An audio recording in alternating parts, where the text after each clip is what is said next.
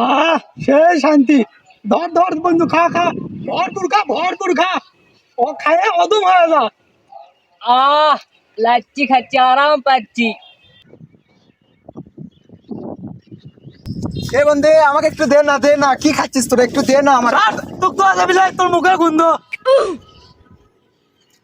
আজ গরিব ঘরের সন্তান বলে 3 বেলা ঠিক মতো ভাত খেতে পারি, কিন্তু ব্রাশ করতে পারি না, একটা ব্রাশ নাই দেখে তোরা আমাকে অবহেলা করলি। আচ্ছা যা।